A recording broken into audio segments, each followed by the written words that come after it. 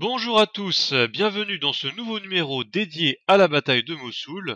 Aujourd'hui, je vais achever cette présentation des forces participant à cette bataille, avec notamment l'armée kurde, les forces de la coalition, qu'il s'agisse des Français, des Américains et des Turcs, et je n'oublierai pas les différentes milices chiites et les autres milices comme les milices chrétiennes.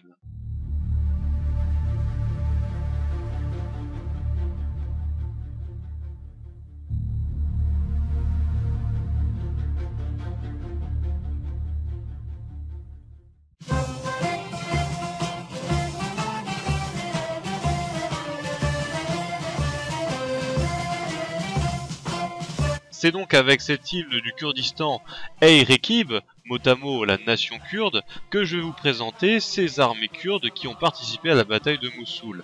Alors, nation kurde, est-ce que le Kurdistan est une nation? Officiellement non.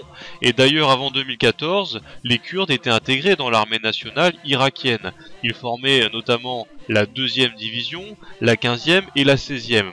Mais après la défaite de l'armée irakienne de 2014, eh bien le gouvernement irakien s'est empressé de reprendre le contrôle de ces unités. À ces ex-forces nationales s'ajoutent les forces locales. Alors ces troupes locales du Kurdistan, on les appelle les Peshmerga. Mot à mot, ça signifie ceux qui affrontent la mort. Le Peshmerga, c'est vraiment le soldat qui a participé de loin ou de près à toutes les guerres qui ont touché l'Irak. Qu'il s'agisse de la guerre entre l'Irak et l'Iran entre 80 et 88, des différentes guerres du Golfe, d'abord aux côtés de Saddam Hussein, puis contre Saddam Hussein aux côtés des Américains. On sait que ces Peshmerga sont entre 90 000 et 150 000, on ne connaît pas le chiffre exact. Ce qu'il faut savoir, alors c'est qu'ils sont répartis sur 36 brigades, mais qu'il ne faut absolument pas les voir comme une armée unie. Les forces kurdes en fait sont divisées en 3 groupes en fonction d'affiliation politique. Vous avez ceux qui sont affiliés à l'UPK, l'Union patriotique du Kurdistan. C'est plutôt un parti en perte de vitesse et comme vous pouvez le voir sur la carte, il contrôle le tiers sud du Kurdistan. Vous avez ceux qui obéissent au PDK, au Parti démocratique du Kurdistan, de l'actuel président Barzani, et qui contrôle les 2 tiers nord du pays. Et comme si tout cela ne suffisait pas, vous avez ceux qui sont contrôlés par le gouvernement régional du Kurdistan, qui tente d'imposer son contrôle sur toutes ces brigades. Actuellement, elle contrôle un tiers de ces 36 brigades, et son but en fait c'est de limiter cette mauvaise troupe, d'intégrer les meilleurs éléments dans la 15e et 16e division de l'armée irakienne, mais en accord évidemment avec Bagdad. Alors, entre ces 3 groupes, il n'existe pratiquement aucune coordination. C'est pour ça que j'ai dit, il faut absolument pas voir l'armée du Kurdistan comme quelque chose d'unique. Alors, sachant que les 12 brigades du gouvernement régional sont entraînées par les États-Unis depuis août 2015. Alors, tout ça, évidemment, c'est l'état de l'armée du Kurdistan actuelle. Nous, ce qui nous intéresse, c'est les unités qui participent directement à la bataille de Mossoul. Alors, on ne connaît pas grand-chose, malheureusement. Ce qu'on sait, c'est qu'il y a une 70e et une 80e brigade dans le secteur sud-ouest de Mossoul qui participent, elles, directement. Alors, d'où viennent cette 70e et 80e brigade ?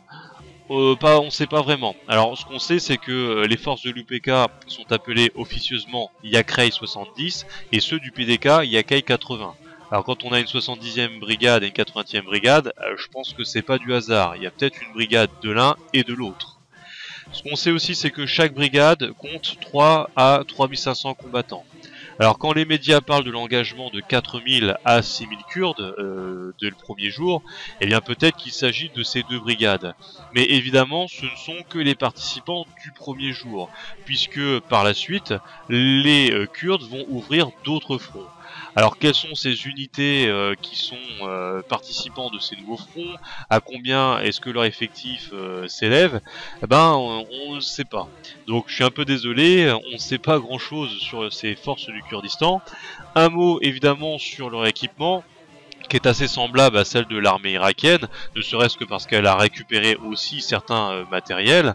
Donc on a des T-72, des T-62 et des T-55 au niveau des chars. En un assez mauvais état, évidemment.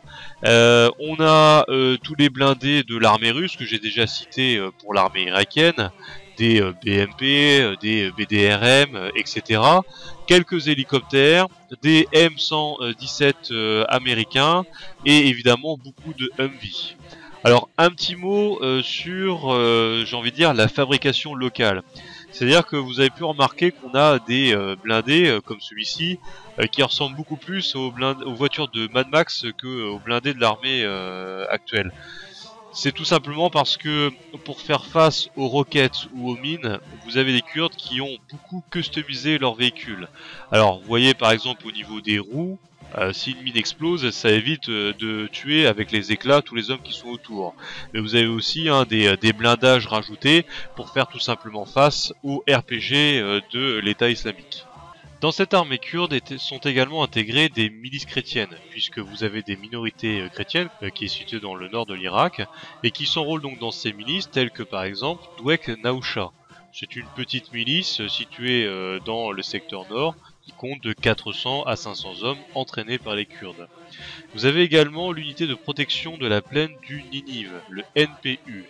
C'est une milice chrétienne qui regroupe à peu près 500 hommes qui, eux, sont entraînés par les Américains et qui compte également 2800 autres hommes en réserve.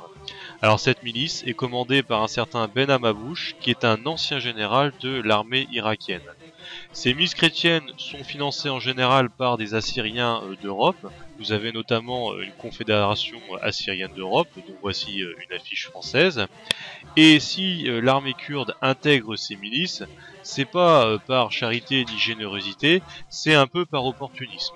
C'est en fait un moyen de pression face à Bagdad, une façon de dire vous avez vu, moi j'ai intégré les chrétiens, je les protège, alors que vous êtes même pas foutu de protéger les sunnites face aux milices chiites. Ces milices sont faiblement équipées, donc leur rôle militaire sera minime lors de cette opération. En fait, elle est bien plus symbolique que militaire.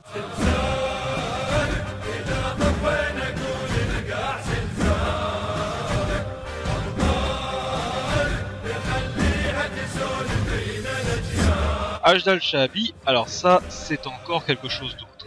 Hajj al-Shahabi, déjà, ça signifie force de la mobilisation populaire. Donc vous voyez ici le porte-parole ainsi que son logo. C'est en fait une organisation regroupant pas moins de 70 à 80 milices. Alors certaines de ces milices existaient déjà avant 2014, mais c'est surtout suite à l'appel de l'ayatollah Ali Sistani, un chiite, quelques jours après la chute de Mossoul, que la majorité de ces milices vont se créer.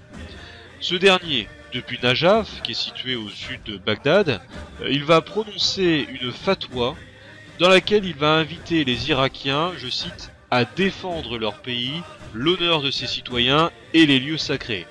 Alors en langue de bois, ça signifie en fait « Eh les gentils chiites, battez-vous contre les méchants sunnites qui appartiennent à l'État islamique ». Ou pas d'ailleurs, on s'en fiche, c'est tous des méchants. Vous l'aurez donc compris, ces 70 à 80 milices sont presque toutes composées uniquement de chiites. Alors vous avez 2-3 milices qui sont turkmènes ou chrétiennes, mais enfin bon, c'est juste pour faire joli dans le tableau. Et donc, comme elles sont chiites, eh bien une grande partie sont financées par qui? Eh bien par le grand frère chiite, qui est l'Iran.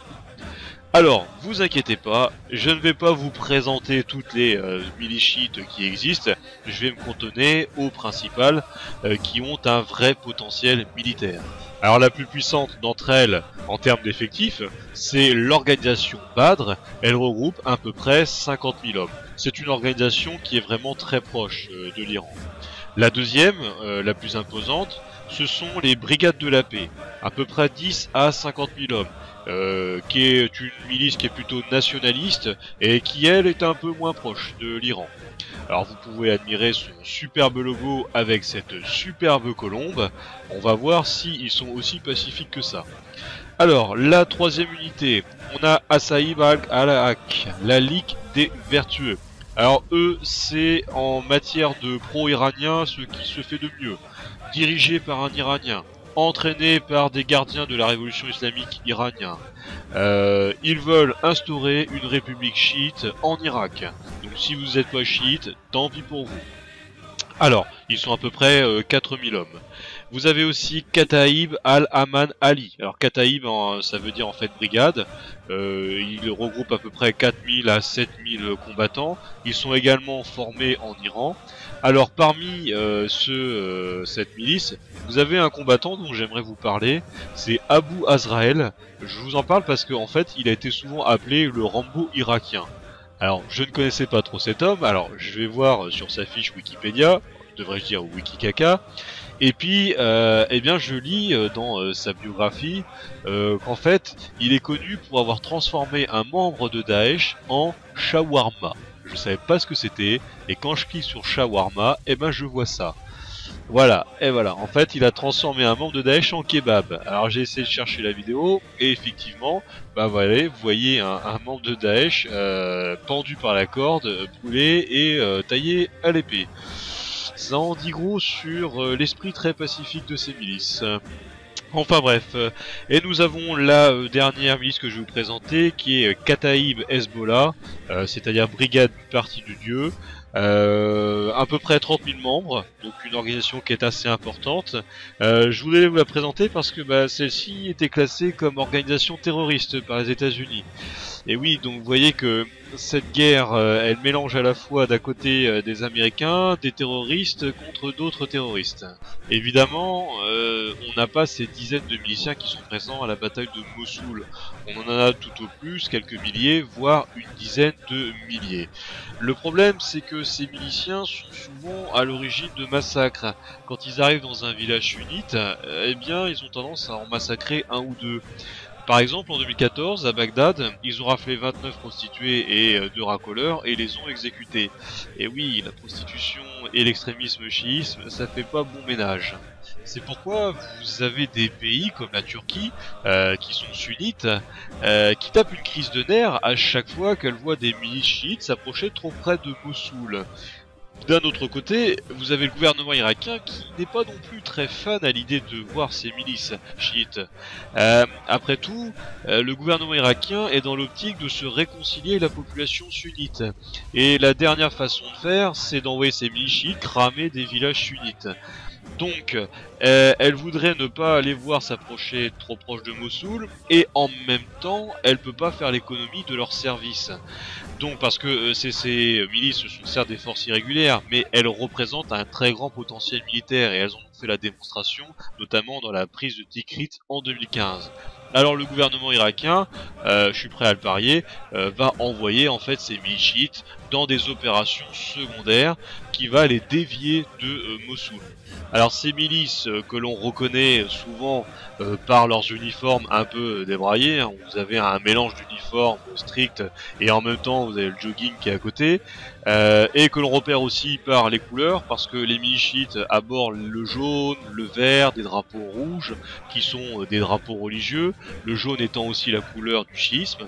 Et bien ces milices, eh bien elles sont quand même très bien équipées, souvent en blindés et même, ce qui est surprenant, de chars.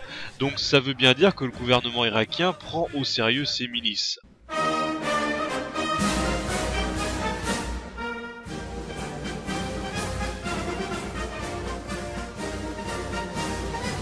Pour ce qui est des forces de la coalition, il faudrait pas vous imaginer que tous ces pays envoient des contingents qui vont combattre directement à Mossoul. On est bien loin de cela. En fait, il faudrait diviser ces pays membres en 3 groupes.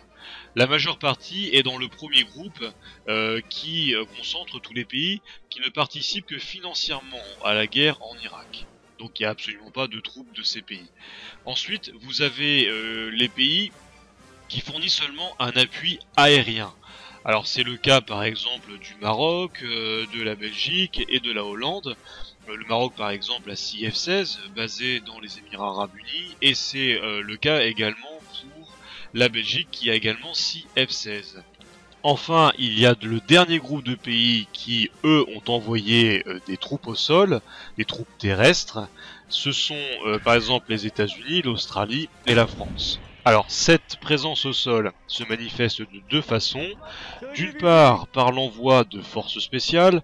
On a les Marines américains, on a les forces spéciales australiennes, alors on sait qu'il y en a 200 membres à peu près. Ces forces spéciales ont 2 missions, c'est le renseignement et l'attaque de cibles précises. La deuxième forme de présence au sol, c'est en fait la présence d'unités que l'on appelle d'appui-feu, c'est-à-dire de l'artillerie qui doit appuyer l'armée irakienne. Alors cette artillerie, alors qu'il s'agisse des troupes par exemple 1800 hommes de la 101e aéroportée américaine, ou alors de la batterie des 4 canons César français du 155 mm dont la portée est de 40 km. Alors tout ceci est basé dans la base de Kaira. Alors vous avez un contingent de 600 hommes en tout pour pouvoir faire fonctionner tout ça, eh bien doit appuyer cette armée irakienne.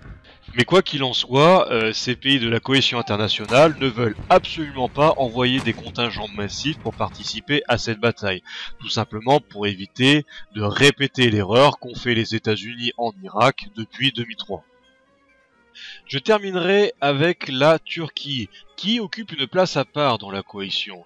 Ne serait-ce d'abord parce qu'elle a eu une attitude assez ambiguë envers l'État islamique au début du conflit. Mais il y a une deuxième raison, c'est que sa présence armée n'est pas souhaitée par tous les membres de la coalition.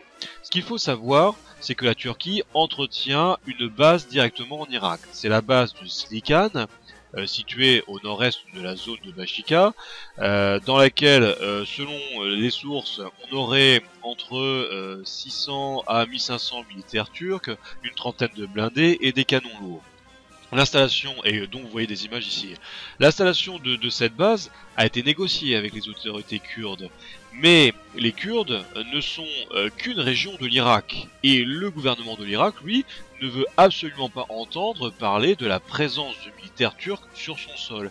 C'est un peu comme si la Bretagne avait autorisé l'armée espagnole à installer une base, mais que Paris, elle, dénonce cette installation. Alors pourquoi est-ce que l'Irak veut absolument qu'il n'y ait aucun soldat turc sur son sol? C'est tout simplement parce que la Turquie est sunnite et qu'elle sait très bien quelles sont les visées impérialistes d'Erdogan. Il n'est pas question que Mossoul devienne une ville dans laquelle Erdogan puisse exercer indirectement son pouvoir. Et c'est pourquoi elle appelle officiellement au retrait des troupes turques. Alors, est-ce que les soldats turcs vont quitter cette base? Ça, on le saura dans les prochains jours, voire dans les prochaines semaines. Ce qu'on peut dire également, c'est que la Turquie, elle a un second couteau dans son sac. Elle est en train de former une milice composée d'Irakiens, mais c'est une milice sunnite qui s'appelle Hashd al-Watani, qui veut dire le rassemblement de la nation, alors qui compte de 1500 à 4000 hommes selon les sources, et qui est dirigée par l'ancien gouverneur de Mossoul avant sa chute face à l'État islamique. Théoriquement, cette milice est rattachée au ministère de la Défense de l'État irakien, mais dans les faits, cette milice sunnite est délaissée. Il n'est pas question de voir les sunnites prendre trop d'importance dans cette opération contre l'État islamique à Mossoul. Voilà, c'est tout avec cette présentation des forces en présence. J'espère que j'aurai été le plus complet possible.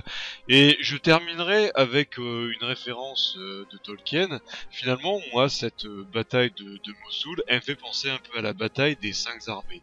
L'armée de l'État islamique, l'armée irakienne, l'armée kurde, les milices et les armées de la coalition. Voilà.